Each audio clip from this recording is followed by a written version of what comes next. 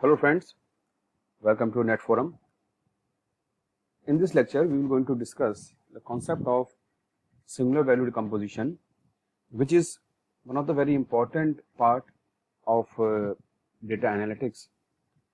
Basically, the concept of SVD play a very important role when we talk about the data reduction, or more importantly, we can say that the component reductions, means that when we want to reduce the number of components of a vector. Basically, we will going to look here a list as a series of vectors which composed of different number of components. दोस्तों, इसको हिंदी में समझते हैं, बहुत ही आसान तरीके से मैं आपको आज एसवीडी समझा दूंगा। इसमें क्या है कि ARR is a list which consists of 3 vectors having 4 components। पहली बात तो ये क्लियर हो जाना चाहिए कि ARR है क्या। ARR एक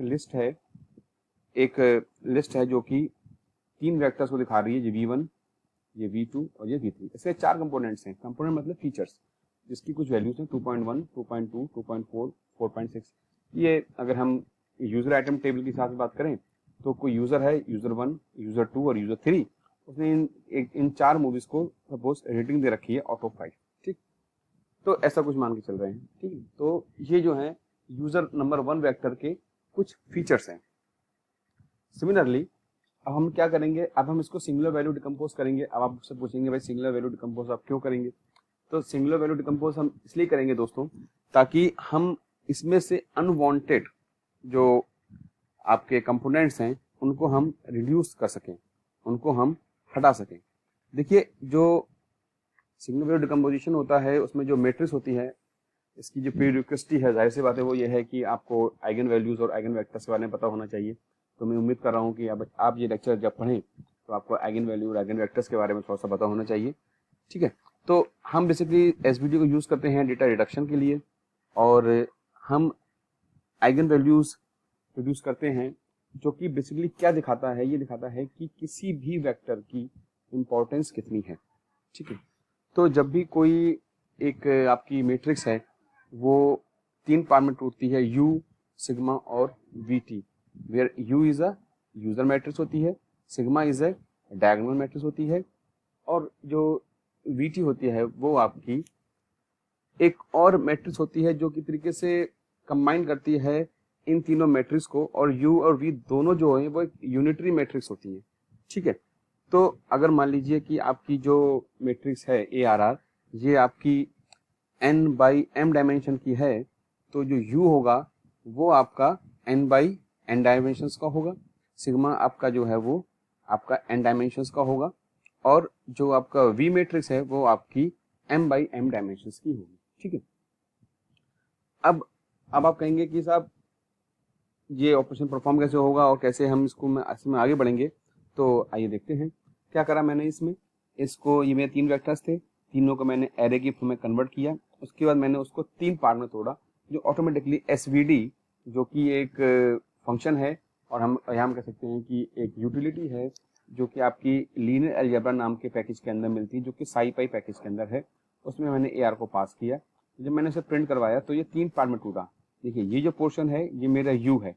ठीक, ये मेरे क्या हैं, ये वही मेरे लैम्डाज हैं जिनको मैं आइगन वैल्यूज कहता हूँ, और ये मेरा एक V मैट्रिक्स है। तो उसको अगर मैं अलग अलग लिखूंगा दोस्तों, तो आप देखिए ये पूरा एक वेक्टर है।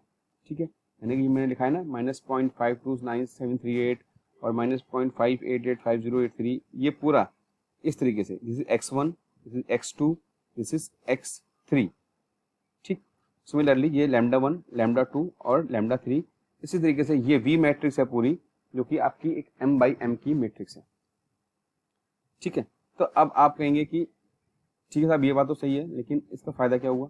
फायदा क्या हुआ कि मैंने आपको समझाने के लिए क्या करा, मैंने एक मल नाम की मैंने आपका एक लिस्ट ली है, जिसके अंदर मैंने इन तीनों वैल्यूज को उठा करके यहाँ पे लिख दिया, और मैंने एक मैट्रिक्स बनाई, इसका नाम रखा V_new, उसके अंदर मैंने जो है वो ये ऊपर के तीन मैंने जो है वो मैट्रिसेस ये लिस्ट लिए और नीचे वाला मैंने नहीं लिया क्योंकि यहाँ पे मेरे पास 3 कॉलम्स थे। तो मेरे को बेसिकली क्या है कि एक आउटर प्रोडक्ट बनाना है। ठीक है, आउटर प्रोडक्ट बनाने के लिए मेरे को क्या करना पड़ेगा कि अब देखिए ये एक मेरा अगर मैं सिंगल वेक्टर लूंगा और ये पूरी एक रो लूंगा तो क्या बनेगा, ये एक बनेगा 1/n का कॉलम। ठीक है, और ये मेरा क्या है, एक बनेगा 1/m का कॉलम। ठीक है, तो और ये तो एक सिंगुलर वैल्यू हो तो ये डायरेक्टली मल्टीप्लाई हो जाएगी इस वैल्यू से।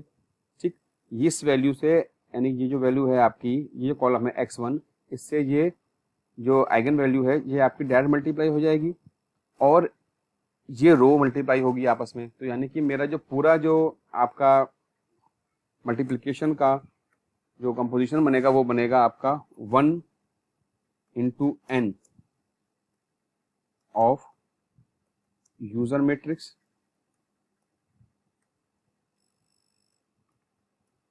आइगन वैल्यू 11.3056, ये मैं पहले वाले आइगन वेक्टर की बात कर रहा हूँ। एंड ये वाली मैट्रिक्स क्या है दोस्तों, ये आपकी एक मिनट, सॉरी, बेसिकली ये n इंटू 1 थी, दिस इज n इंटू 1 थी and this one is 1 into m, right. अब क्या है, अब देखिए ये एक तरीके का आउटर प्रोडक्ट है। ठीक है, ये पूरा आउटर प्रोडक्ट मिलेगा तो क्या देगा, इन तीनों को हम मल्टीप्लाई करेंगे, multiplication will give outer product. क्या होगा outer product, n into m। ठीक, क्योंकि पूरी मैट्रिक्स आ जाएगी। अब देखिए लॉजिक क्या है कि पहले बार में हम इस पूरे आइगन वेक्टर को और इसको मल्टीप्लाई करेंगे। सेकंड बारी में इसको, इस आइगन वैल्यू को और इस वाले को मल्टीप्लाई करेंगे। तीसरी बारी में इस वाले आइगन वेक्टर को, इस आइगन वैल्यू को और इस पूरे को मल्टीप्लाई करेंगे और लास्ट वाले को हम छोड़ देंगे। We will left this last one, इसको मल्टीप्लाई नहीं करेंगे। तो वही मैंने यहाँ पे किया है। देखिए मैंने 3 रोज ली हैं और 4 कॉलम लिए हैं वी न्यू में, जो कि वी मैट्रिक्स का था, यानी कि मैंने ये वाली रो ली है, ये वाली रो ली है, ये वाली रो ली है। ठीक है, अब जब मैं इसको पूरा मैं इसको अरेंज करूंगा प्रॉपरली, और प्रॉपरली अरेंज करने के बाद जब मैं इसको चलाऊंगा तो देखिए मेरे पास क्या ऑप्शन, क्या आंसर आएगा चलाने पर। एक मिनट पहले मैं इसको ये वाला चलाना पड़ेगा।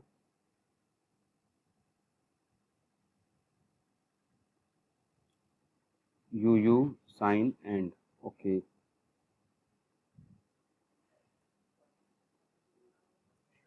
ठीक है, ये मेरे आ गए आइगन वैल्यूज, ये मैंने अपने, ये मेरी देखिए मैट्रिक्स आ गई पूरी।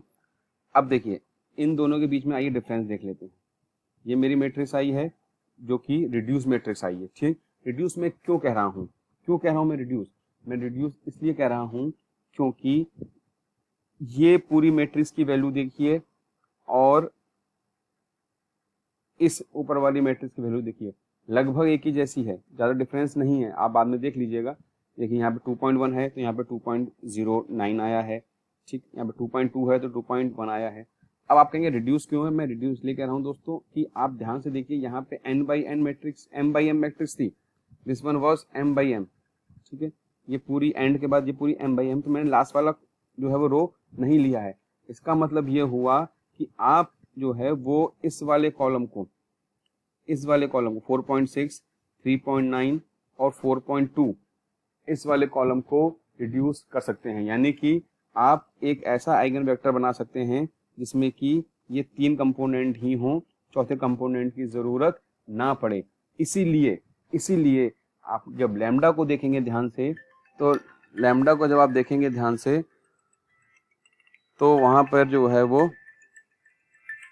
लैम्डा को जब आप देखेंगे ध्यान से तो आपको यहाँ पे किसमें केवल 3 वैल्यूज दिखाई पड़ेंगी। यहाँ पे देखिए 1, 2, 3, क्यों, क्योंकि सबसे ज्यादा वेरिएंस इसका है, तो सबसे ज्यादा वैल्यू इसकी होगी, दूसरी सबसे ज्यादा वैल्यू इस वाले वेक्टर की होगी, इसका लैम्डा है तो यानी कि इसकी वैल्यू होगी, और फिर तीसरे नंबर पे ये वाला लैम्डा है, तो फिर ये इस वैल्यू को एसोसिएट करेगा, यानी कि हम लास्ट वाली जो कॉलम है उसको आराम से हटा सकते हैं और अपना कंपोनेंट एक रिड्यूस कर सकते हैं। ठीक है, तो इस हिसाब से हम लोग जो है वो लास्ट कंपोनेंट का कम कर सकते हैं। हमारा आइगन वेक्टर जो पहले 3 कंपोनेंट के थे वो हमारे 4 कंपोनेंट के थे, और हमारे केवल 3 कंपोनेंट के रह गए। ठीक है, तो इस हिसाब से हम लोग आइगन, इसलिए हम support single value decomposition use करते हैं ताकि हम उन वेक्टर्स के कंपोनेंट्स को रिड्यूस कर सकें। ये इसका यूज होता है। तो उम्मीद करता हूँ आपको लेक्चर अच्छा लगा होगा दोस्तों। तो प्लीज़ इसे मेरे चैनल को सब्सक्राइब करिए और लाइक करिए। Thank you very much.